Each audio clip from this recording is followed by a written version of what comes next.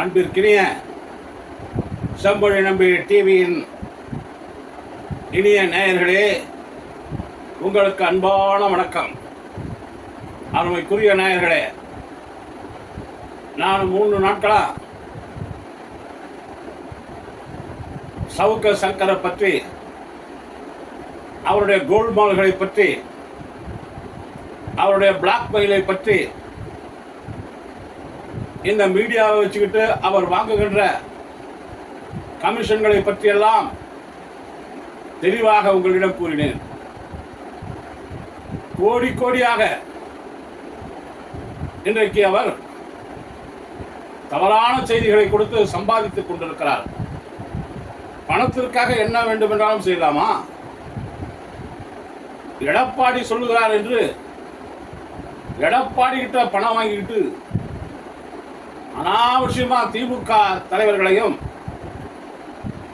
அதனுடைய தொண்டர்களையும் விமர்சனம் செய்வது, இன்றைக்கு திமுக ஆட்சியிலே இருக்கின்ற காரணத்தினால் அரசினுடைய அதிகாரிகளை கேவலப்படுத்துவது, இதனால் அரசுக்கு கெட்ட பெயர் வர வேண்டும் என்ற சூதக பேச்சு பேசிக்கொண்டு அவர் ஆங்காங்கே பெரிய ஆளை போல ஒரு மாய்மாலத்தை உருவாக்கி, என்னவோ சவுக்கு சங்கர் நினைத்தால் எதை வேண்டுமென்றாலும் சாதித்து விட முடியும் என்ற ஒரு போக்கிலே அவர் எல்லோரையும் மிரட்டிக் கொண்டிருந்தார்.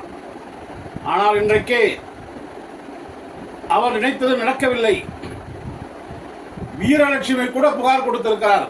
யார் தெரியுமா வீரலட்சுமி? சீமான் கண்ணில் விரட்டை விட்டு ஆட்டிய வீரலட்சுமியே புகார் கொடுத்திருக்கிறார். அதையெல்லாம் அவர் சந்திக்கட்டும், நாம அதுல தடை இல்லை. ஆனால் நீ கஞ்சா வைத்திருந்தாயா இல்லையா?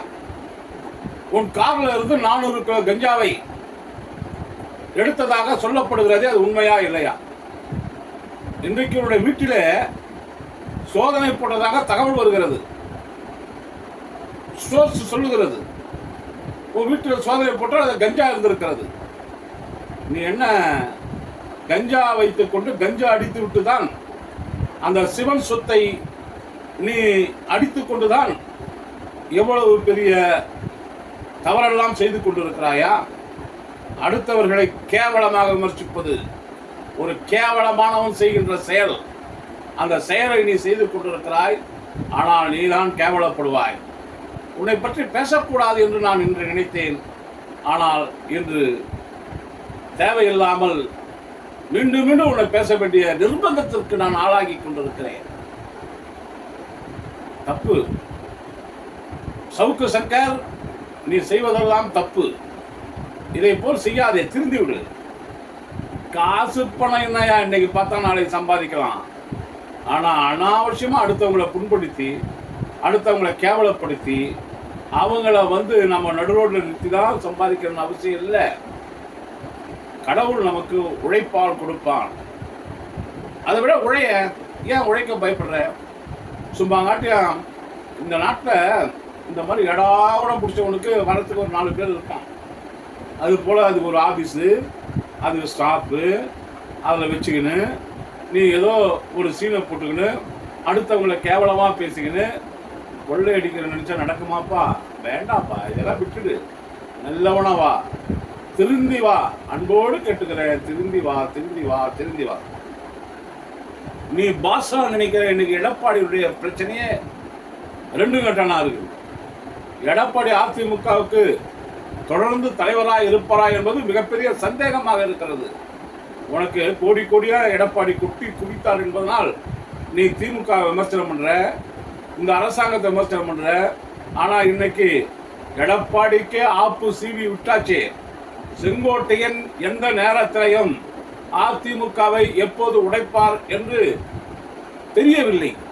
செங்கோட்டையன் வருகின்ற ஜூன் 4 வரை அதிமுகவுக்கு நாளுக்கு பிறகுதான் கண்டம் இருக்கிறது. அதிமுக எப்பயுமே தேர்தலில் தோற்றவுடன் உடையும் கட்சி, சின்னாபின்னமாக உடையும் கட்சி அதிமுக. நீங்கள் கடந்த காலங்களை பார்ப்பீர்கள் என்று சொன்னால், எம்ஜிஆர் இறந்தால் எம்ஜிஆர் இறந்த பின்னால் ஜானகி அம்மாள் முதலமைச்சராக வந்தார். அவருடைய ஆட்சி தேவையான பலம் இல்லாமல் அந்த ஆட்சி போய்விட்டது. சட்டமன்ற உறுப்பினர்கள் ஆதரவு இல்லாத காரணத்தினால் அதில் ஏறத்தாழ அவருடைய ஆட்சியை கவுப்பதற்கு, அன்றைக்கு அதிமுக ஆட்சியை கவுப்பதற்கு ஜெயலலிதா வந்தார். ஜெயலலிதா வந்து அதிமுக ஆட்சியை கவுத்து அந்த ஆட்சி சேவல் ரெட்டப்புறான்னு வந்தது.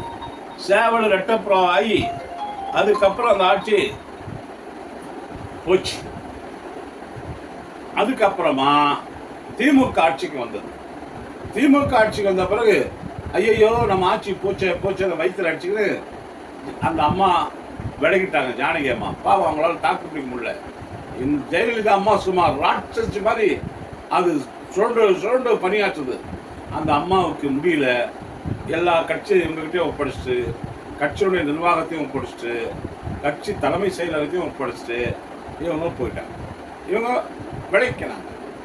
அதுக்கப்புறம் ஜெயலலிதா ஆட்சி வந்துட்டு, ஆட்சி வந்து 2009 2006 ஜெயலலிதாவுடைய ஆட்சி வீட்டுக்கு போகுது.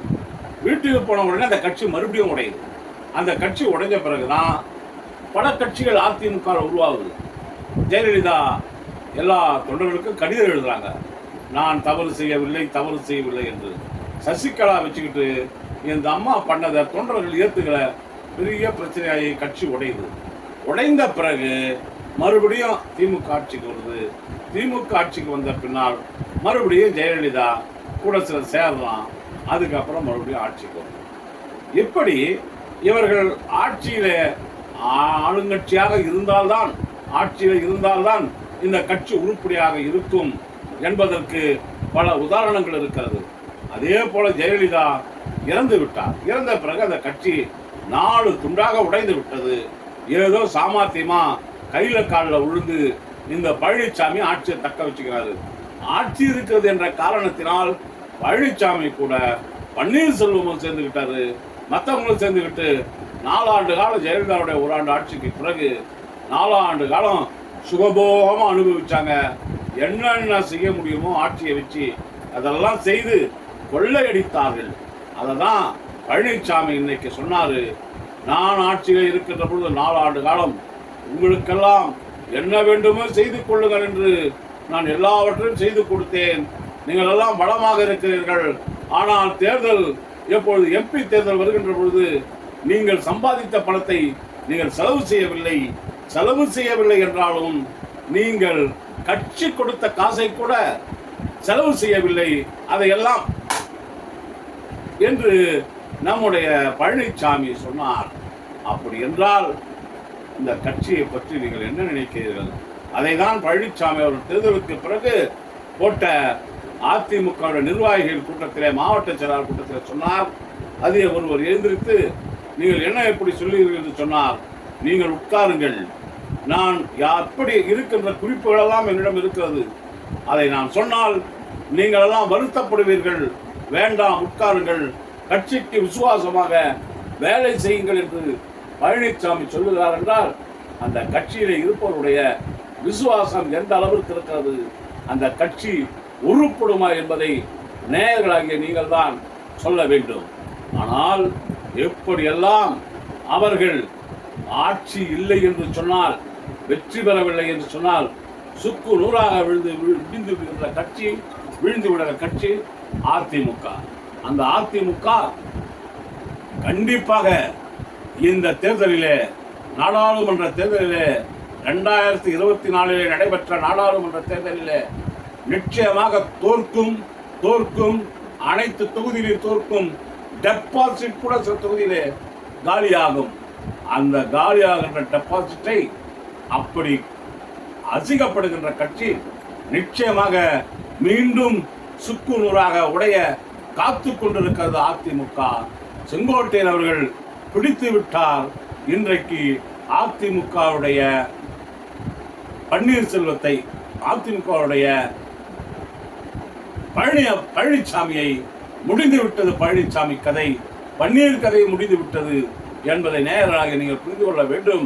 ஆகவே என்றைக்கும் நல்லவர்கள் வாழ்வார்கள், நிலைத்து நிற்கும் திராவிட முன்னேற்றக் கழகம். காரணம், அது மக்களுக்காக உழைக்கின்ற இயக்கம், மக்களுக்காக துண்டு செய்கின்ற தலைவன் மு.க. ஸ்டாலின் அவர்கள் நம்முடைய முதல்வர், என்றைக்கும் முதல்வராக இருப்பார் என்பதை இந்த நேரத்தில் தெரிவித்துக் கொள்கிறேன்.